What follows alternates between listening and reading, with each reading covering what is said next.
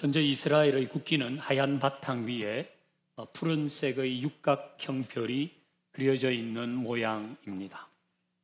이 푸른 별을 보통 다윗의 별이라고 합니다. 다윗은 지금으로부터 약 3,000년 전의 사람이지만은 여전히 유대인들에게 도전과 꿈을 주는 인물임을 알 수 있습니다. 다윗을 떠올리면 골리앗을 넘어뜨린 용맹한 소년이 연상됩니다. 다윗은 얼굴이 붉고 잘생긴 청년이었고 음악을 아는 시인이었고 하나님을 찬양하는 예배자였습니다. 뿐만 아니라 그는 하나님 마음에 합한 자였고 이스라엘 역사상 가장 강한 나라를 이루어낸 성군이었습니다. 그런데 오늘 본문을 보면 이런 모습과는 전혀 다른 다윗을 만나게 됩니다. 본문을 같이 읽어보십시다. 시작. 다윗 왕이 나이가 많아 늙으니 이불을 덮어도 따뜻하지 아니한지라. 아멘. 이 구절은 너무 나이가 많아 스스로의 체온을 유지하지 못할 정도로 노쇠한 다윗을 보여줍니다. 젊음도 패기도 용맹함도 없습니다. 춤을 추며 뛰며 찬양하는 다윗의 모습을 연상하기도 어렵습니다. 다윗은 매우 쇠약해졌습니다. 저는 노년 다윗을 묵상하면서 몇 가지 교훈을 얻습니다. 첫 번째는 모든 인간은 나이 들고 노쇠하게 된다는 것입니다. 이거 너무나 당연한 이야기입니다. 하지만 묵상해 봐야 할 부분입니다. 다윗같이 위대한 신앙의 사람도 역시 늙고 병들고 약해진다는 겁니다. 다윗같이 하나님을 사랑한 예배자도 하나님께서 친히 나의 마음에 합한 자라고 말한 그 사람 다윗도 언제나 청춘이지 않았다는 겁니다. 그러니 우리도 나이 드는 것을 너무 속상해하지 마십시다. 나이 들면서 청년 때의 강인함이 없는 것에 대해서 너무 마음 상해하지 마십시다. 건강이 예전 같지 않다고 낙심하지 마십시오. 이제 중장년을 넘으면서 이런저런 약을 정기적으로 복용할 수도 있습니다. 역시 마음 상해하지 마십시오. 모든 인간은 나이 들면서 약해지는 것입니다. 나는 신앙생활 열심히 하는데, 나는 교회 봉사 열심히 하는데, 나는 경건생활 잘 하는데, 나는 하나님과 매일 교제하는데, 그래도 나이는 듭니다. 그래도 몸은 약해집니다. 이거는 믿음의 문제와 상관없는 겁니다. 우리 믿음이 없어서 아픕니까? 믿음이 없어서 병원에 입원하거나 수술을 하나요? 그렇지 않아요. 우리의 육신은 시간이 흐르면 자연히 약해지는 것입니다. 이건 하나님이 만드신 순리이자 질서입니다. 낙심할 일이 아닌 거예요. 오늘 설교를 듣는 분들 중에도 50대 미만은 이 이야기가 잘 들리지 않을 수도 있습니다. 그러나 우리는 다 시간이 지나면서 나이 들어가는 겁니다. 받아들여야 될 일입니다. 자, 우리 고린도후서 4장 16절을 같이 읽어봅니다. 시작. 그러므로 우리가 낙심하지 아니하노니 우리의 겉사람은 낡아지나 우리의 속사람은 날로 새로워지도다. 아멘. 낙심하지 아니한다 그랬어요. 낙심할 일이 아니라고 합니다. 뭐가 그렇다는 겁니까? 연두색 글씨처럼 겉사람이 낡아지는 것. 이 겉사람은 우리의 육체잖아요. 이게 시간이 지나면서 낡아진단 말이에요. 옷도 오래 입으면 낡아지듯이, 좋은 가구도 오래 사용하면 낡아지듯이 우리의 겉사람도 낡아지는데 이건 낙심할 일이 아니다라는 거죠. 이런 일로 우울해하지 말라는 겁니다. 그냥 내 몸에 맞게 살면 되는 거예요. 대신 속 사람이 날로 새로워지고 있는지는 살펴봐야 돼요. 나의 속 사람은 날로 새로워지고 있는가? 이 속 사람은 우리의 내면입니다. 우리의 마음, 우리의 영혼이죠. 육신은 낡아지고 약해지나 나의 내면, 내 영은 점점 새로워져야 한다는 겁니다. 이 구절을 보면 우리는 거꾸로 타는 보일러 같습니다. 나이 들지 않으려고, 젊음을 유지하려고, 겉사람을 탱탱하게 하기 위해서는 애를 쓰는데 거기에 비해 속사람의 새로움을 위해서는 애쓰지 않기 때문입니다. 물론 나이 들면서 몸의 건강 관리를 잘 해야 되죠. 저도 관리 엄청 신경 씁니다. 운동도 하고 그것도 먹고 이것도 먹고 좋다면 또 먹고. 우리는 우리 몸을 잘 관리해야 됩니다. 진짜 그렇게 해야 됩니다. 그러나 겉사람의 건강만 챙겨서는 안 되는 거예요. 겉사람의 건강이 최고라고 여기고 젊게 살아야지. 젊게 살아야지 거기에 에너지를 사용하면서 속사람의 강건함에 무관심하다면 이것 역시 하나님의 만드신 순리를 거스르는 것입니다. 나이 들면서 겉사람은 젊어져요. 어디 가면 얘기 들어요. 아유, 10년은 젊어 보이시네요. 근데 내 속사람은 자꾸 이상해지는 것 같아요. 화도 못 참고 그냥 좀 고약해지는 것 같고 속이 좁아지는 것 같고 욕심스러워진다면 그건 바람직한 일은 아닙니다. 우리는 이렇게 되지 않도록 해야죠. 그래서 이 바울의 기도를 배우는 게 좋겠습니다. 에베소서 3장 16절 같이 읽어보십시다. 시작.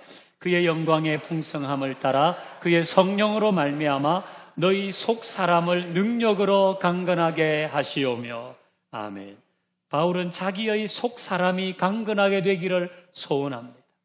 그래서 그렇게 다른 사람을 위해서도 기도하고 있는 거예요. 속 사람이 능력으로 강건해지기를. 나이 들수록 나의 속 사람이 강건해지고 있구나, 새로워지고 있구나, 이런 고백을 할 수 있어야 하는 거예요. 여기 속 사람이 능력으로 강건하게 된다. 이거는 사람이 배포가 크고 멘탈이 강하고 배짱이 있는 이런 게 아니고 성령으로 말미암아 너의 속 사람이 강건하게 되기를 바란다 그랬어요. 성령으로 말미암아. 이건 여러 가지로 설명할 수 있을 겁니다. 성령님의 인도, 성령님의 도우심. 그 가운데 제일 좋은 설명은 성령의 열매로일 겁니다. 성령의 열매로 너희 속 사람이 강건하게 되기를 원한다. 우리가 아는 성령의 열매는 사랑과 희락과 화평과 자비와 양선과 충성과 온유와 절제. 이런 것이 내 내면을 강하게 하는 거예요. 그러니까 나이가 들잖아요. 나이가 들 때에 우리의 겉사람의 모습을 젊게 하기 위해서 애를 쓰고 있다면 좋아요. 그러나 그것과 함께 나의 내면이, 나의 속사람이 성령의 열매로 채워지고 있는가도 자꾸 확인을 해봐야 돼요. 그래야지 나이 들수록 괴팍하다는 얘기를 안 들어요. 그래야 나이 들수록 고약하다는 말을 듣지 않아요. 그 내 안에 성령의 열매, 이것이 채워지고 있는가? 그걸 날마다 확인하면서 나의 속 사람을 능력으로 강건케 해야 하는 것입니다. 두 번째는요, 노년 다윗을 보면서 인생의 유한함을 자각해야 됩니다. 스스로 깨달아야 돼요. 인생이 유한하다. 이것도 너무 당연한 이야기입니다. 오츠 슈이츠라는 호스피스 전문 의사가 1000명이 넘는 환자의 임종을 보면서 한 가지 공통점이 있다고 했습니다. 그것은 후회였습니다. 물론 눈을 감는 순간에 지금 죽어도 여한이 없어요. 그렇게 자기의 죽음을 맞이하는 사람도 있었으나 아주 드물었다는 겁니다. 거의 모든 사람들이 생의 마지막 즈음에서 후회하더란 거예요. 사랑하는 사람에게 고맙다는 말을 더 많이 했더라면, 진짜 하고 싶은 일을 했더라면, 조금만 더 겸손했더라면, 베풀며 살았더라면, 감정에 휘둘리지 않았더라면, 죽도록 일만 하지 않았더라면, 결혼했더라면, 좀 더 일찍 금연했더라면, 내 장례식을 생각했더라면, 죽음의 의미를 진지하게 생각했더라면 등등 많은 후회를 했다는 거예요. 근데 더 안타까운 건 뭔가, 후회는 했으나 만회할 시간을 가지지 못했다는 거예요. 후회는 했으나 만회할 시간이 없었다는 것입니다. 뭔가 아쉽고 안타깝고 애절하고 미안하고 간절한데 만회할 시간을 가지지 못했어요. 더 사랑하고 싶은데 시간이 없어요. 더 의미 있게 살고 싶은데 시간이 없어요. 유한한 우리의 한계입니다. 그래서 우리에게는 또 이런 기도도 필요합니다. 시편 90편 12절을 같이 읽어보십시다. 시작. 우리에게 우리날 계수함을 가르치사 지혜로운 마음을 얻게 하소서. 아멘. 이건 뭐예요? 우리 인생의 유한함을 알게 해달라는 거예요. 우리 날이 셀 수 있는 거예요. 영원한 게 아니라 셀 수 있는 날만큼 우리는 산다는 겁니다. 우리 날 계수할 수 있는 걸 가르치십시오.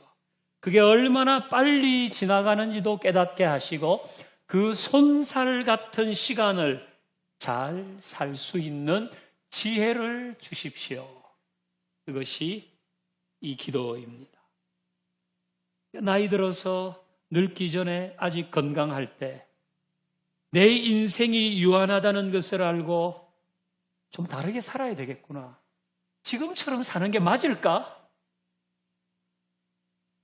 좀 더 의미 있게, 좀 더 사랑하며, 좀 더 사명을 감당하며 살자는 거예요. 우리는 유한한 존재임을 알아야 되는 겁니다. 다 나이 들기 때문에 그런 거예요. 지금 나의 것이라고 생각하는 모든 것이 내일도 나의 것이라는 보장은 없습니다. 우리는 그냥 그럴 거라고 짐작은 하지만 보장은 없는 겁니다. 지금 그게 내 거기 때문에 내일도 내 걸 거야. 그런 보장은 없습니다. 이걸 깨달아야 돼요. 그래야 어떻게 살 것인지에 대한 답이 나와요. 그래야 답이 나온다고요. 우리에게 우리날 계수함을 가르치사 지혜로운 마음을 얻게 하소서. 우리의 기도가 되기를 바랍니다. 자, 세 번째, 노년 다윗을 보면서 깨닫는 것은 우리의 노년을 준비하며 살아야 된다는 거예요. 나의 노년을 준비하면서 살자. 미국 최고의 노인 정신의학 전문의 중에 마크 아그로닌이라는 사람이 있는데요. 이 사람이 노인은 없다라는 책을 썼습니다. 노인은 없다. 이 얘기는 노령 인구가 사라졌다 그런 의미가 아니라 초라하고 쓸모없는 노인은 없다. 그런 뜻이에요.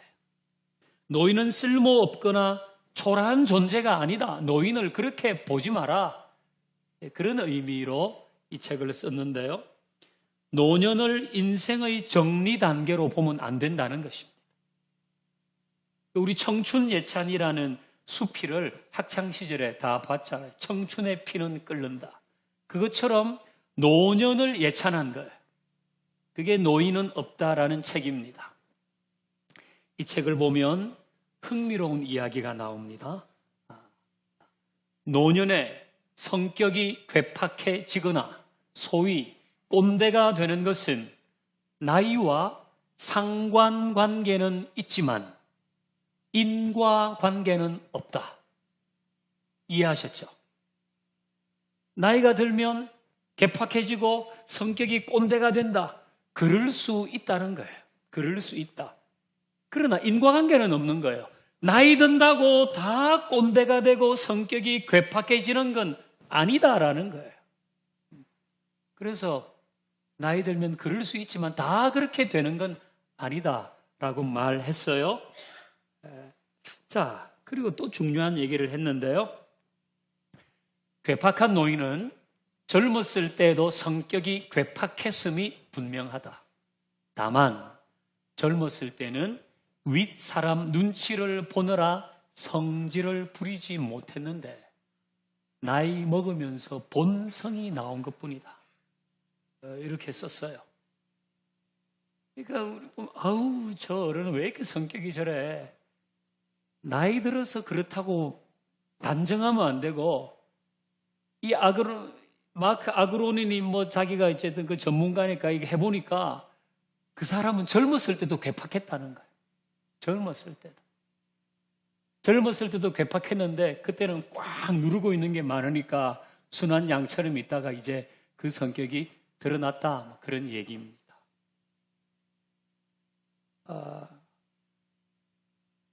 젊었을 때부터 어떻게 살아가느냐가 그 노년에 나타난다는 거예요. 젊었을 때 어떻게 살았냐가 노년에 나타난다.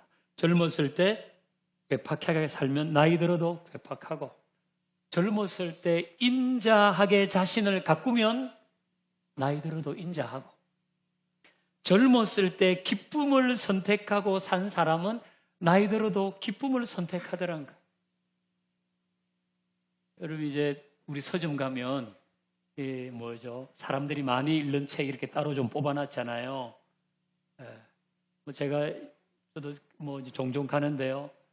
최근에 들어서 한차건 지난해부터 늘 거기에 있는 책이 한 권 있어요. 기분이 태도가 되지 않게 하라. 여러분 읽어보신 분이 많으시겠죠. 기분이 태도가 되지 않게 하는 거예요. 보통 사람들은 자기 기분대로 행동한다는 거예요. 자기가 좋으면 분위기와 상관없이 우와 이렇게 하고, 자기 기분 나쁘면 분위기와 상관없이 확 침울해지고, 자기 기분을 태도로 그대로 나타낸다는 거예요. 그러면 어려움이 많으니까 그렇게 하지 말자는 책이거든요. 내 기분이 태도가 되는 것. 젊었을 때부터 그렇게 하면 나이 들어도 그렇게 됩니다.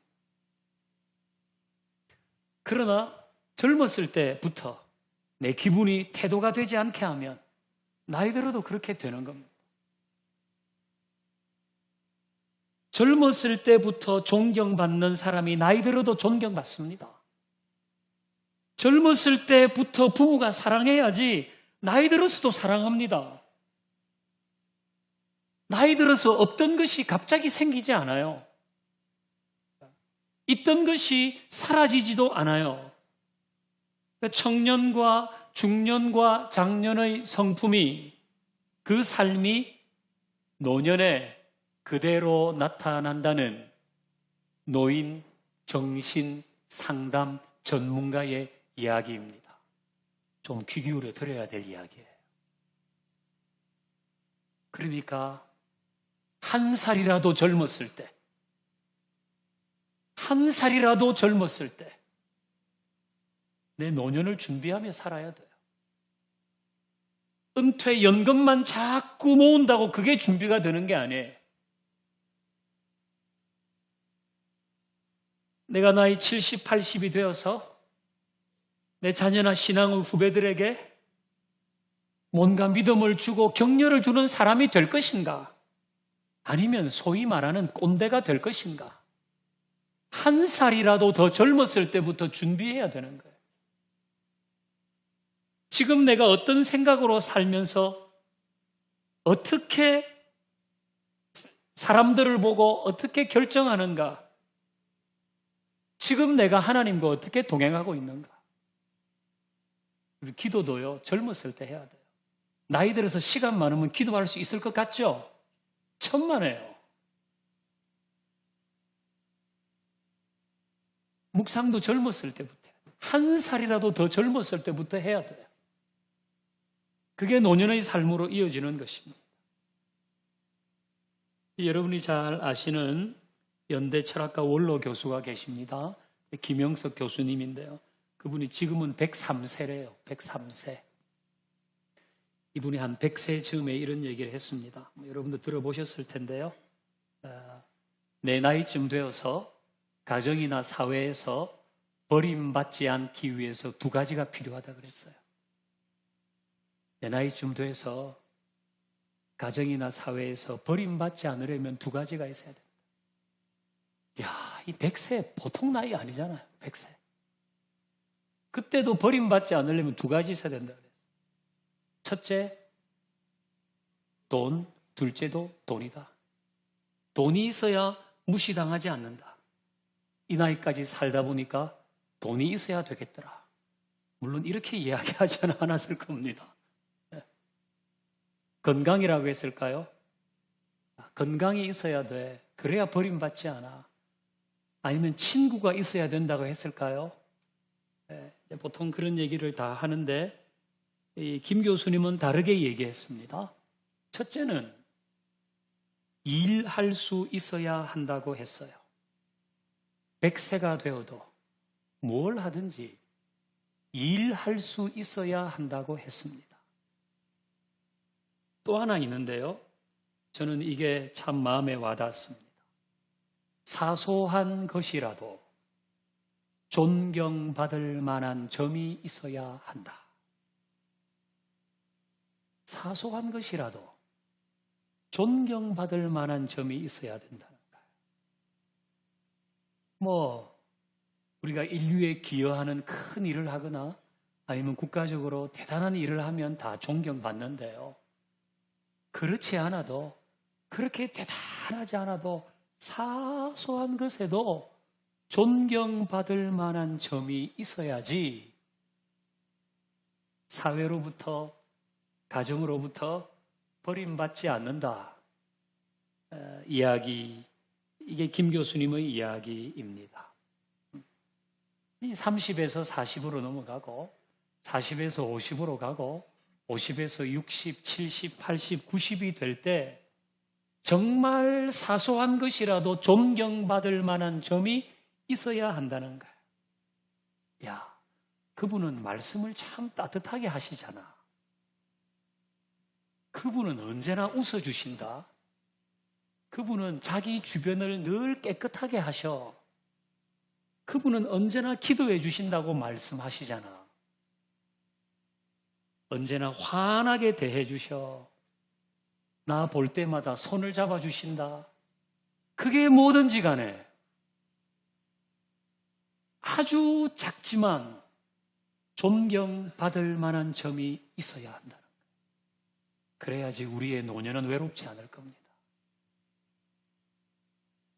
그래야 우리의 노년은 사람들로부터 아유, 저분이 그래도 계셔야지 그 얘기를 들어요. 그래야지 우리가 자식들에게 뭐 한두 마디 해도 자식들이 들어요. 그래야 우리 손주들에게 무슨 얘기를 해도 그 얘기를 듣는 거예요. 여러분, 이것 역시 나이 들어서 갑자기 생기는 게 아닙니다. 한 살이라도 젊었을 때 준비해야 돼요. 그게 노년에 그대로 나타나기 때문에. 오늘 설교 제목은 나이 든다는 것입니다. 나이 든다는 것. 우리 모두 나이 들고 있습니다. 이 사실에 속상해하지 말고 그냥 젊음을 붙잡겠다고 막 너무 애쓰지 말고 적당하게 꾸미면서 적당하게 가꾸면서 이걸 자연스럽게 받아들이고 내 속사람은 폭삭 늙어버리지 않은 나의 내면은 성령의 열매로 채워져 있나? 그래서 누가 말하면 하나라도 꺼내줄 수 있는가? 그걸 생각해야죠. 우리 모두 나이 들고 있습니다. 그러니까 우리의 유한함을 깨달으십시다. 후회하지 않도록 오늘 내가 할 수 있는 따뜻한 말은 오늘 해야죠. 여러분의 스케줄을 짜가지고 내가 그때까지는 이 일을 다 하고 그 다음부터는 좀 제대로 살아야지. 그건 여러분의 스케줄이란 말이에요. 그건 자기가 유한하다는 걸 자각하지 못하는 거예요. 오늘 내가 해야 할 따뜻한 말, 선한 행동, 오늘 해야 돼요. 우리는 유한한 존재이기 때문에. 우리 모두 나이 들어가고 있어요. 그래서 한 살이라도 젊었을 때 나의 노년을 준비하면서 작아도 존경할 만한 점이 있는지 살피고 우리 그렇게 건강한 노년을 맞이할 수 있기를 주의 이름으로 축원합니다. 우리 찬양하십시다. 우리 인생길에 이런 하나님의 은혜 있기를 소망하면서 찬양합니다.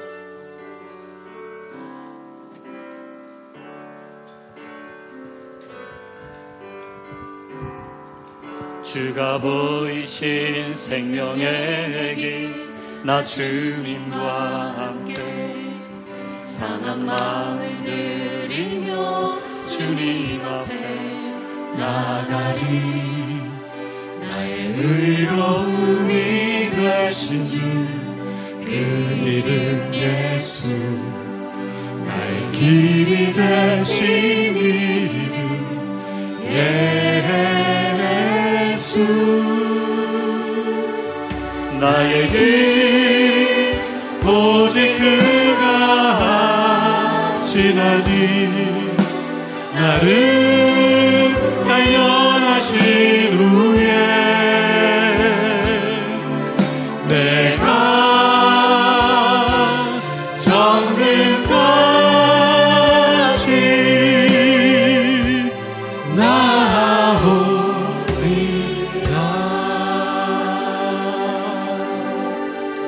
주가 보이신 생명의 길로 주가 보이신 생명의 길 나 주님과 함께 상한 마음을 들이며 주님 앞에 나가리. 나의 의로움이 되신 주 그 이름 예수 나의 길이 되신 이름 예수. 손을 들어 찬양합니다. 오직 그가 하시나니 나를 단련하신 후에 내가 정금까지 나오리라. 나의 길 오직 그가 하시나니 나를 단련하신 후에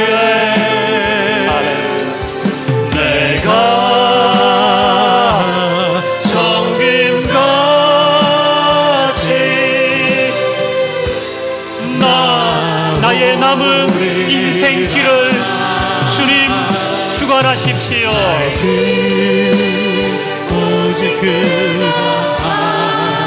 염려도 많고 숙제도 많습니다.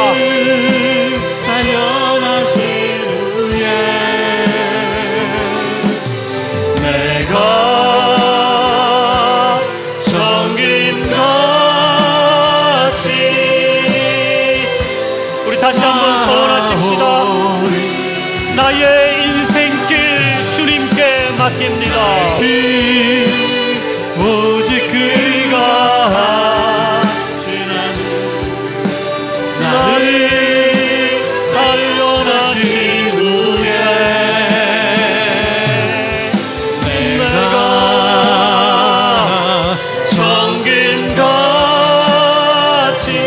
할렐루야 나오리 내가 정금같이 나오리라 내가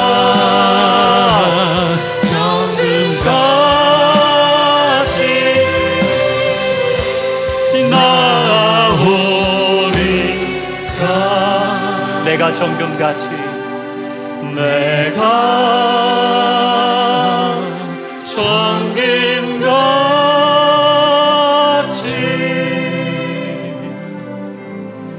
나